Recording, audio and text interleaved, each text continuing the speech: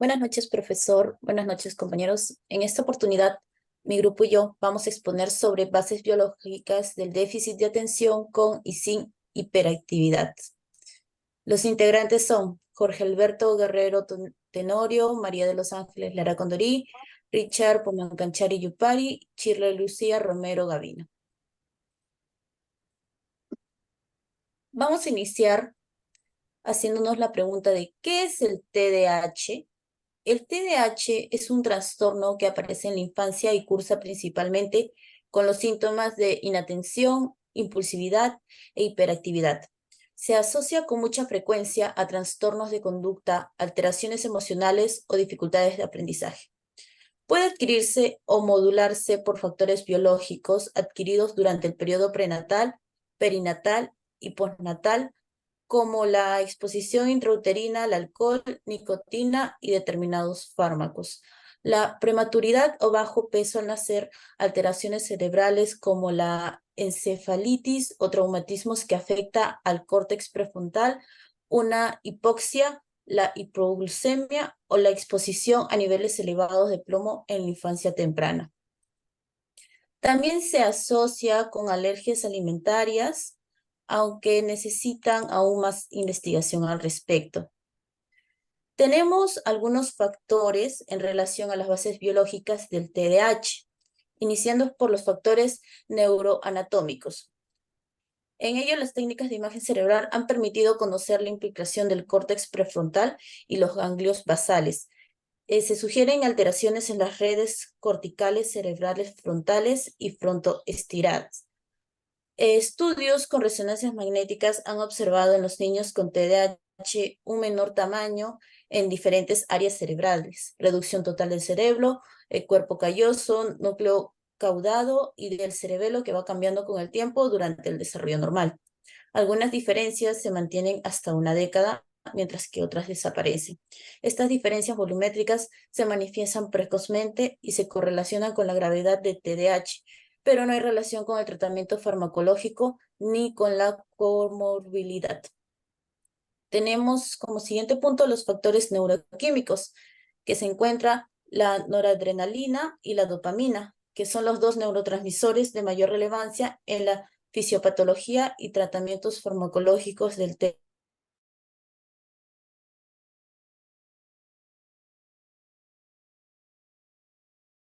También de la regulación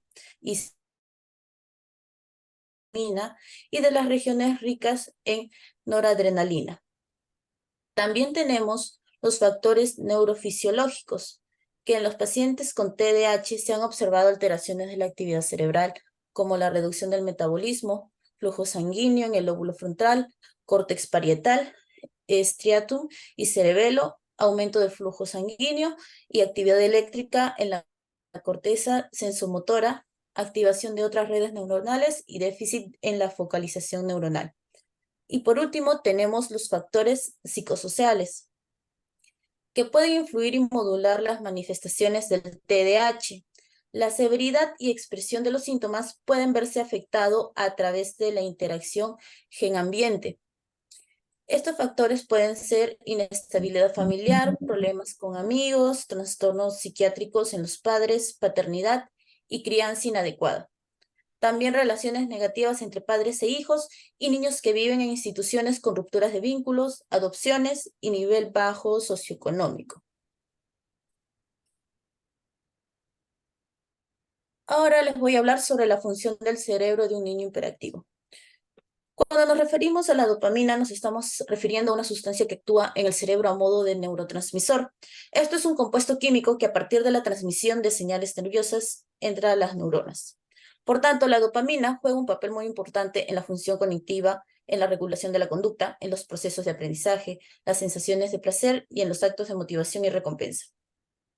Hay estudios e investigaciones acerca del TDAH que relacionan este trastorno con un desajuste del neurotransmisor a nivel cerebral, el cual sería el responsable de la mala ejecución cognitiva y ejecutiva y del mal funcionamiento de ciertas áreas del cerebro del niño o niña con TDAH. Desde la neuropsicología, las manifestaciones del TDAH interfieren con las funciones ejecutivas del niño, es decir, las funciones cognitivas superiores que integran, dirigen y supervisan el resto de las funciones cognitivas del cerebro, que son la memoria, atención, percepción, etc. Estos déficits en el funcionamiento ejecutivo se manifiestan en diferentes acciones y áreas. Por ejemplo, la atención sostenida, la falta de persistencia, la inhibición de interferencias, la planificación, que son la impulsividad, supervisión y control de la conducta, flexibilidad cognitiva y la memoria de trabajo. Como siguiente punto, tenemos la detección del TDAH. La detección del TDAH conlleva una serie de pasos que parten siempre de una sospecha diagnosticada que generalmente parte de los padres o de la escuela. Para poder hacer nosotros una detección correcta del TDAH son necesarias una serie de valoraciones de los diferentes ámbitos. El protocolo de evaluación del TDAH está compuesto por la historia clínica pediátrica, que son el periodo neonatal, el desarrollo psicomotor, el desarrollo neurosensorial, la historia del parto y la experiencia personal. También tenemos la información directa del personal docente, antecedentes familiares, información directa de los padres y familiares cercanos, entrevistas médicas, neuropsicológicas, psicológicas, informes pedagógicos, exploración pediátrica y observación conductual del niño. Existen otras pruebas complementarias para el diagnóstico del TDAH, como los análisis de laboratorio, que son los estudios de neuroimagen o exámenes neurofisiológicos. También tenemos unas dimensiones, pueden ser las siguientes, que son la conducta, la cognición, eh, eh, y todo ello, las bases biológicas. Le doy pase a mi compañero. Buenas noches, compañeros, profesor. Hoy vamos a hablar sobre algunos síntomas más comunes de lo que es la hiperactividad en el caso de este trastorno. Uno de ellos que voy a poder abordar es la inquietud, porque las personas con TDAH a menudo tienen dificultad para controlar sus impulsos y pueden sentir una necesidad constante de moverse. Esto puede manifestarse como inquietud o retorcimiento. También uno de los síntomas es la dificultad para permanecer sentado. La dificultad para controlar los impulsos puede hacer que sea difícil para las personas con TDAH permanecer quietos durante largos periodos de tiempo. Otro síntoma es la actividad física inapropiada. Este es otro ejemplo de la misma dificultad que tienen para controlar sus impulsos y la actividad física. También voy a mencionar otro síntoma, como es la dificultad para participar en actividades de ocio de manera tranquila. Las personas con TDAH pueden tener dificultades para regular su nivel de actividad y pueden tender a ser más activos, enérgicos que otras personas. Otro de los síntomas también es estar a menudo en marcha, ¿no? Este es como un reflejo de la misma hiperactividad y la energía constante que pueden caracterizar a las personas con TDAH. También otro de los síntomas es hablar en exceso. La impulsividad puede hacer que sea difícil para las mismas personas con TDAH controlar la misma cantidad en que puedan hablar. Otro síntoma es responder incluso antes, ¿no? De que se hayan completado las preguntas. Esto puede ser un reflejo de la misma impulsividad, así como de la dificultad para prestar atención y también procesar la información. Un síntoma también adicional es la misma interrumpir, ¿no? Hay muchas personas que interrumpen o se meten en las actividades de otros. De nuevo surge nuevamente la impulsividad que puede llevar a comportamientos como interrumpir, ¿no? A los demás o meterse en sus mismas actividades. Ahora voy a hablarles sobre el impacto que el trastorno por déficit de atención con hiperactividad o TDAH puede tener en la vida de una persona. Aunque cada individuo es único, hay algunas áreas comúnmente afectadas que vale la pena destacar. Por ejemplo, en el rendimiento académico. Los estudiantes con TDAH pueden tener dificultades para mantener la atención, seguir instrucciones y también completar tareas. Esto puede afectar su rendimiento mismo académico y su progreso educativo también. Puede tener dificultades para concentrarse en las tareas, lo que puede llevar a un rendimiento inconsciente y a dificultades también para mantenerse al día con sus compañeros. Otro punto también es en cuanto a su vida laboral, ¿no? En el mismo lugar de trabajo, los adultos con TDAH pueden luchar con la organización, la misma gestión del tiempo y el mantenimiento de la concentración también. Esto puede llevar a un rendimiento laboral inconsciente y también a dificultar mucho su carrera profesional. Puede tener dificultades para cumplir con los plazos, mantenerse organizados y concentrarse también en las mismas tareas que requieren un esfuerzo mental muy sostenido. También, en cuanto a las relaciones interpersonales, la impulsividad, la misma dificultad para escuchar y la falta de autocontrol asociadas con el TDAH pueden desencadenar también en algunas tensiones en las relaciones mismas, familia, las amistades y también en las relaciones de misma en su pareja. Pueden también tener dificultades para incluso esperar su turno, ¿no? En las conversaciones, a veces interrumpen a los demás y actúan de una manera impulsiva, lo que puede causar algunos conflictos y también algunos malentendidos. También en cuanto a la salud mental, las personas con TDAH tienen un mayor riesgo de experimentar otras condiciones de salud mental, como la depresión, como la ansiedad, el trastorno del mismo estado de ánimo. Es como una lucha constante para mantenerse al día y encajar, lo que puede llevar a sentimientos de sentirse frustrados, también estresados y por consiguiente a tener también una baja autoestima. Y por consiguiente, ahora, en cuanto a la autoestima, los desafíos mismos constantes que enfrentan las personas con TDAH pueden llevar a sentimientos de frustración también, ¿no? Y culpa y baja autoestima. Pueden sentirse hasta mal consigo mismos por sus dificultades y luchar con sentimientos de inadecuación.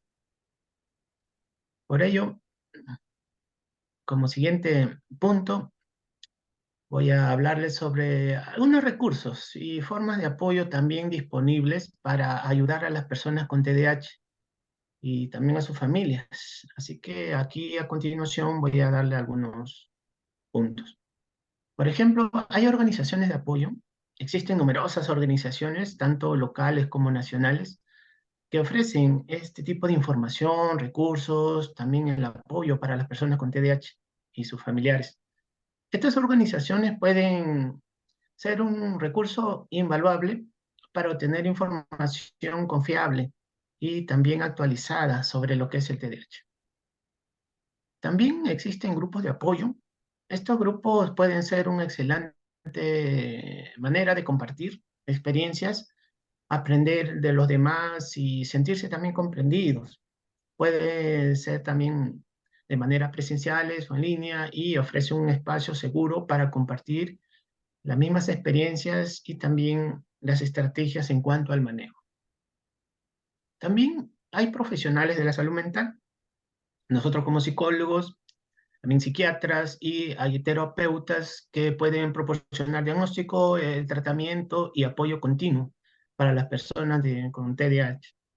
Estos profesionales pueden ayudar a desarrollar un plan de tratamiento personalizado que pueda adaptarse también a las necesidades individuales de cada persona.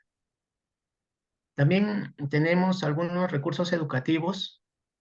Muchas escuelas y universidades ofrecen servicios de apoyo para estudiantes con TDAH, como tener tiempo extra, ¿no? En los exámenes, algunos asesoramientos académicos y acomodaciones en el aula. O sea, estos recursos pueden ser de gran apoyo para los estudiantes con TDAH, para tener éxito y desarrollar a bien su vida académica. También hay infinidad de libros y publicaciones, existen numerosos libros y publicaciones que ofrecen una información detallada del TDAH, estrategias de manejo y consejos para vivir con TDAH. O sea, estos pueden ser una excelente fuente también de información y orientación. También ahora con la tecnología tenemos sitios web y aplicaciones. Hay muchos sitios web, aplicaciones que ofrecen información, herramientas, también recursos para ayudar a manejar el TDAH. Así que estos pueden ser una forma muy importante, conveniente y también asequible de obtener apoyo y aprender también nuevas estrategias de manejo. Hay que recordar que no están solos en esto, hay ayuda disponible y es importante buscar el apoyo que necesita. Con el apoyo adecuado, las personas con TDAH pueden prosperar y llevar vidas plenas y satisfactorias. A continuación, la siguiente, le doy paso a mi compañero.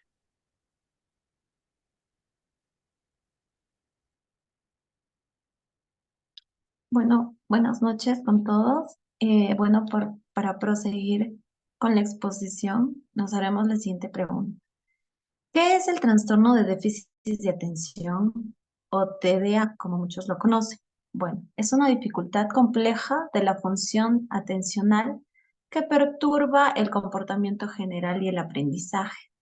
Bueno, el TDM es un trastorno del neurodesarrollo, es decir, que trata un problema con bases neurológicas que afectan al desarrollo psicosocial de quien lo padece. Anteriormente, el TDA se consideraba un trastorno de comportamiento. Sin embargo, en estos últimos años se han descrito las bases neurobiológicas, genéticas y ambientales que contribuyen a la expresión de estos trastornos. Ahora, ¿cuál es la diferencia entre el TDA y el TDAH? Recordemos que el TDAH es el trastorno de déficit, pero con hiperactividad. Bueno, los niños con TDA en su mayoría son lentos y tranquilos. Presentan una actitud bastante pasiva, de somnolencia, presentan inatención, no presentan gran dificultad social y se puede ver una actitud aplacada, desconectada y muchas veces depresiva. Sin embargo, el TDAH es todo lo contrario. Son los niños que se muestran mucho más abiertos e impulsivos. Como les decía anterior, presentan lo que es la hiperactividad. Aparece a muy temprana edad. Ellos sí tienen gran dificultad a nivel social, pueden desplegar una actitud negativa, desafiante y trastornos de conducta. Ahora, ¿cuáles son las características? Bueno, el trastorno de déficit de atención se caracteriza sobre todo por la presencia de síntomas derivados de problemas neurológicos que interfieren en los mecanismos de inhibición cerebral. Esto hace que las personas con este trastorno tengan dificultades para mantener la atención de forma focalizada y sostenida. La mayoría de los niños que presentan el TDA eh, lleva a una pérdida importante de la información. Además, muestran un tiempo cognitivo lento, a lo que hay que sumar dificultades de memoria a la hora de retener alguna información. En su mayoría cometen errores con mucha frecuencia cuando interactúan con las instrucciones orales o ya sea escritas. Algunas de sus características también presentan lentitud, como ya les mencionaba, en las tareas motrices, en las tareas cognitivas, muchas dificultades en el aprendizaje. A su vez, también presentan dificultades en las áreas emocionales y personales. Bueno, algunos síntomas que podemos mencionar del TDA suelen variar dependiendo la edad, el sexo y también el nivel del trastorno. Por lo tanto, en su mayoría es importante que los pacientes que sufren este tipo de síntomas deberían acudir a un especialista para poder ser evaluados. En realidad el objetivo de esto es poder buscar un tratamiento precoz al reconocer estos síntomas. Bueno, algunos de los síntomas son sensación de tener la impresión de estar en las nubes o tener la mente en blanco, problemas para centrar su atención en algo en particular. En los adultos, a su vez, encuentran más dificultad en el tema de su vida laboral.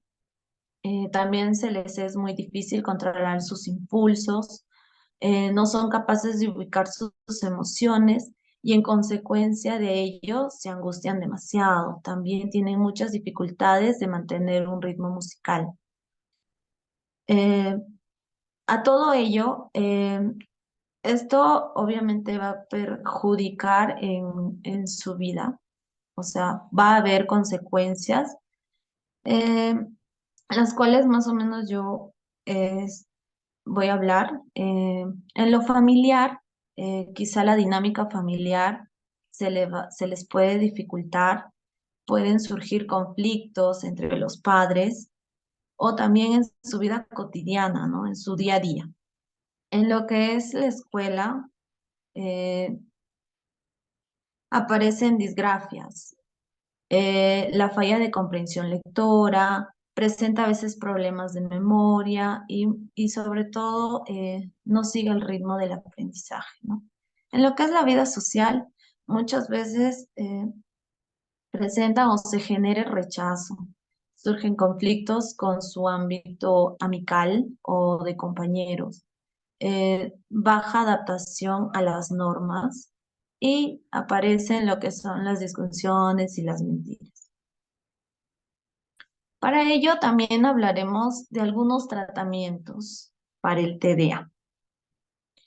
En realidad existen diferentes tratamientos para el TDA, ya que estos contribuyen a mantener bajo control todos los síntomas.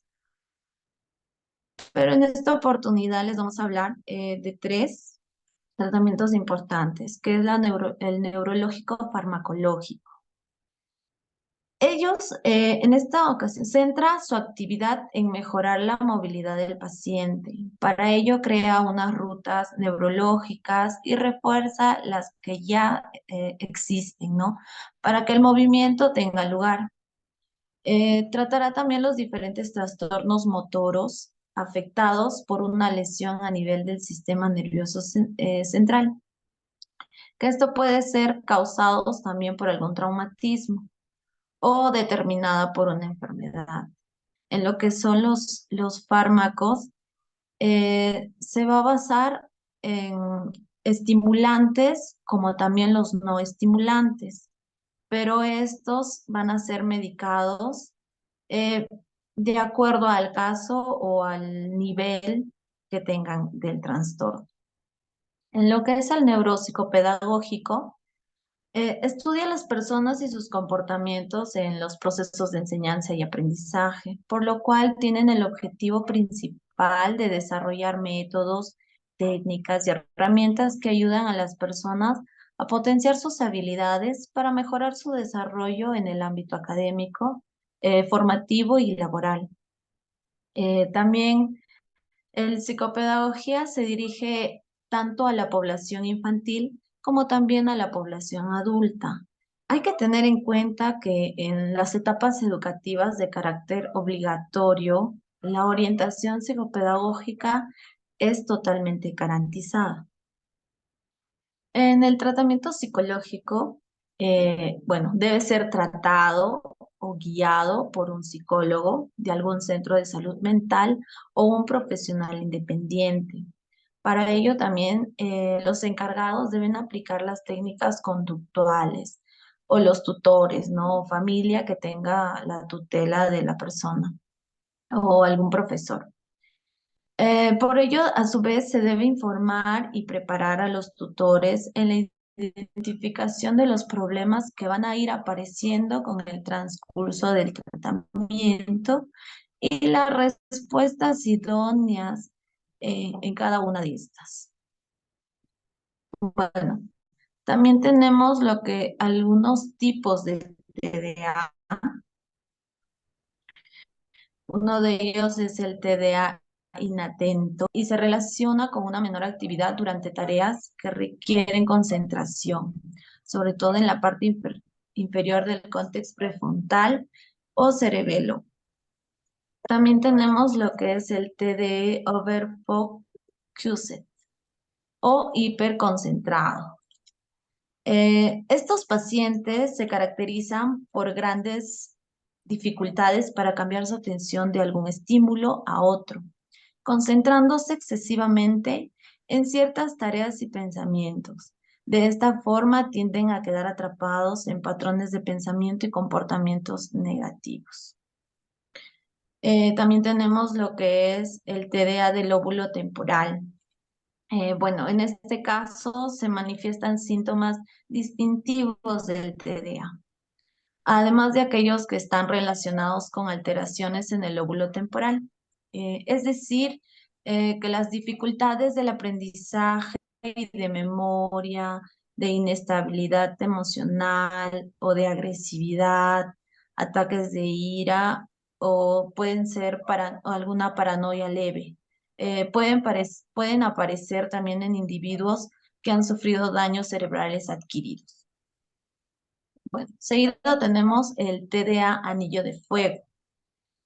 Su nombre se debe que en las exploraciones cerebrales se observa un anillo de hiperactividad alrededor del cerebro. Se caracteriza por un exceso de actividad en todo el cerebro. Estos pacientes suelen sentirse abrumados por sus propios pensamientos y emociones. Muchas veces pueden mostrar hipersensibilidad a la luz, a los ruidos, al tacto, y así como problemas de conducta de comportamiento impredecibles, el hablar rápido o ansiedad. Y además en este caso, los medicamentos estimulantes por sí solos pueden ser perjudiciales. Bueno, también tenemos como último el TDA ansioso. Estos pacientes también poseen signos del TDA acompañados, pero de síntomas de ansiedad como tensión, dolores de cabeza, de estómago, bloqueo ante algunas situaciones temidas, sensaciones que va a ocurrir algo terrible. De esta forma, los síntomas del TDA tienden a magnificarse por la ansiedad y sus cerebros muestran una baja actividad en la corteza prefrontal y en el cerebelo. Bueno, le doy pase a mi compañero para que continúe. Sí, profesor. Y compañeros, ya como para finalizar, hablaré sobre el TDA en adultos. Aquí podemos mencionar que el patrón persiste de inatención y la hiperactividad y impulsividad. En la inatención, los pacientes con frecuencia fallan en prestar la debida atención a los detalles o por descuido también pueden cometer errores en el trabajo o durante otras actividades. Con frecuencia no siguen las instrucciones y no terminan los objetos laborales, como por ejemplo inician una tarea, pero se distraen rápidamente y se aluden con facilidad sus obligaciones laborales o personales también. La impulsibilidad con frecuencia pues responde desesperadamente antes de que se haya concluido una pregunta. También está la hiperactividad. Con frecuencia los pacientes perciben sentimientos subjetivos de inquietud.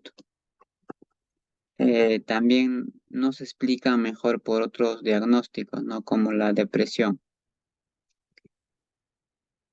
También presentan problemas con más frecuentes en TDAH en adultos, la falta de memoria o a corto plazo. En este caso, la pérdida de la memoria no siempre está relacionado con una condición subyacente, digamos, puede ser causada por el estrés, la fatiga como efectos secundarios de los medicamentos o también el uso excesivo de alcohol o tabaco, ¿no? O también falta de sueño. También la dificultad para la organización, dificultad para seguir las tareas, como indiqué, problemas con la planificación, la gestación del tiempo, además presenta hacia una tendencia de desorden y al olvido. Como ejemplo, no mantienen una lista de tareas pendientes. También presentan problemas con rutinas. Aquí, pues las personas pierden el interés de caminar, correr y la carencia de autodisciplina. También tienen el comportamiento impulsivo, donde verifica constantemente, un ejemplo, ¿no? Que de repente la estufa que no esté apagada o las puertas de la llave que han dejado, como los problemas de concentración. Compañera, ¿puedes pasar, por favor? Antes.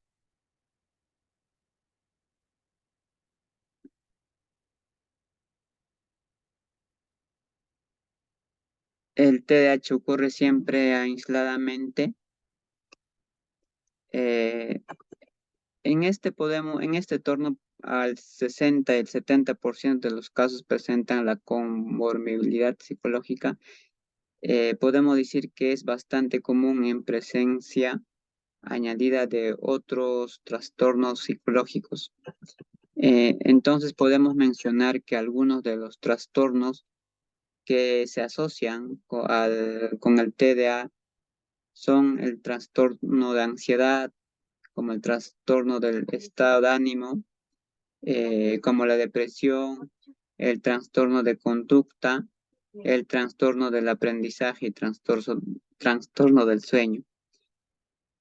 ¿Cómo se trata sin hiperactividad en adultos? Como tratamiento es reconocer los síntomas y entender por qué ocurre.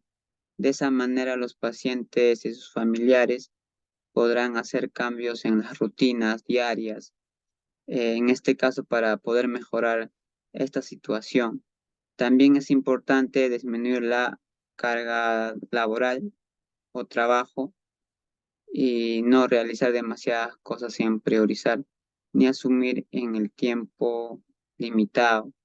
Mejorar la organización, planificación y evitar también el estímulo de estas ayudas para mantener concentrado y terminar las cosas que se empiezan. Además, es fundamental evitar las rutinas largas que puedan aburrir al paciente en este caso. Siempre es mejor empezar por tratamiento no farmacológico. Eh, el tratamiento es ideal como multimodal. En este caso, los casos moderados o graves, además del tratamiento psicológico o farmacológico, pueden ser importantes. Podemos mencionar que como la terapia multimodal, elaborado por Arnold, es un tipo de tratamiento que forma parte del enfoque cognitivo-conductual. Y terapia, pues, puede mejorar a través del multimodal. El TDAH se cura eh, como en fuentes de información podemos encontrar el torno al 50% de estos casos detectados, básicamente en la infancia, persisten en la edad adulta. Es decir, que los problemas pueden remitir a través de intervenciones multimodales. Los tratamientos estándar al TDAH en adultos consisten en medicamentos, en educación, tratamiento de habilidades, asesoramientos psicológicos. El tratamiento más eficaz puede ser una combinación de estos elementos, donde pueden ayudar a controlar muchos síntomas de TDAH, pero no lo cura. Sin embargo, podemos decir que los estimulantes son productos que contienen, como la metilfenidato o anfetamina, suelen ser medicamentos más comunes, recetados por los psiquiatras por déficit de atención y hiperactividad, y estos estimulantes parecen elevar el equilibrio de niveles de las sustancias químicas del cerebro, como llamadas neurotransmisores. Eh, gracias.